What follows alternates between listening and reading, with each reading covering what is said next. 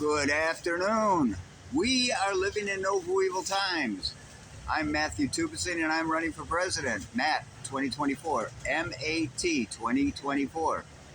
If elected, I will make W one syllable. This video will be about my endorsement for a gold-backed dollar like we used to have until Nixon decoupled the dollar to gold back in 1971. With no brake on our ability to print dollars, we run the risk of printing so much they become nearly worthless. Other economies have done this, and it's resulted in either the collapse of those societies, think Rome, or a major change in those societies, think the Weimar Republic. And I know there were myriad other reasons for the downfall of these societies, but worthless money played a big part. The dollar is the reserve currency of the world, but many countries are against this and vying to replace the dollar.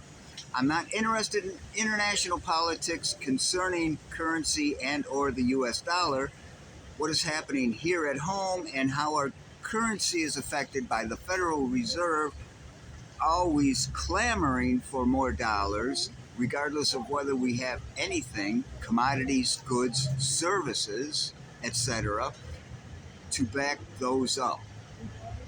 Meaning every dollar printed is less valuable than the preceding one and devalues all the other bills already in existence.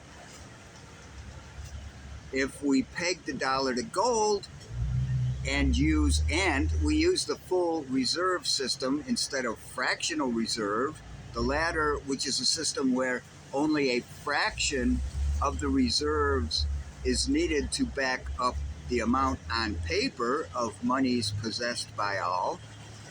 If we use the full reserve system, every dollar would be covered by its amount in gold.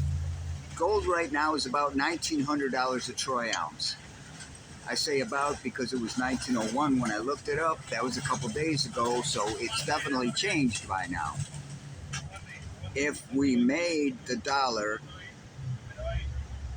if we made $1,555 equal to a troy ounce, a gram would be $50 since there are 31.1 grams to an ounce. Consider this. 5 1964 quarters, which were 90% silver, are now worth about $20. If we had a gold-backed dollar, the value of your currency would continually go up as opposed to always going down. And I mentioned silver just as an example because as a precious metal, it's comparable to gold. Some of our change was made of it, and we used to have dollars redeemable for silver. I actually have one that I got recently. You can see the gold, you can see the silver right there. That means you could take that in and redeem it for its price in silver, more or less. They weren't giving you they weren't giving you spot prices for silver when those were good, but you got something. And we used to have dollars redeemable for silver, like the one I have here, which I just showed you. Now, silver and gold are not just shiny things we use for jewelry and high-end crafts and arts, or to make into toilets for insecure, narcissistic rich guys.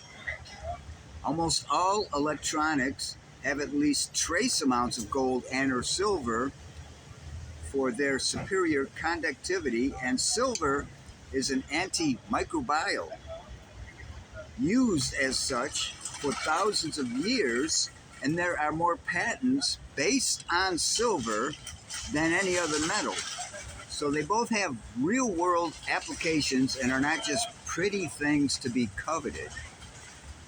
And both are a finite commodity with a very small percentage being mined and added year by year. So value tends to go up short term and has always gone up long term. The price of both has always gone up over the long term. It does, of course, fluctuate. The graph never goes up and to the right, no matter what you're talking about. But over time, they have always gone up. Whereas, look at the stock market. A lot of Fortune 500 companies are no longer in existence. Just an example.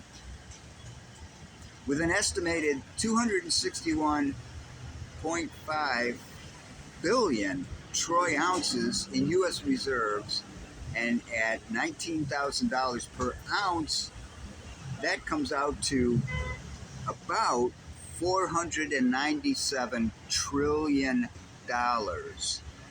Plenty to cover our expenses, methinks. And since that is ours, that is we, the people, that is our gold, I say it's time to put it to use. The world could hardly shun a dollar that could be redeemed for gold, and our place as an economic powerhouse and the owner of the title, the country with the reserve currency, would be assured. The choice is ours. We just have to let our servants, the federal government, know how we feel. Well, that's all. My next video will be about term limits for our legislative servants so they don't gain too much power and they aren't continually campaigning for their next term. They want you to stay small in order for them to succeed.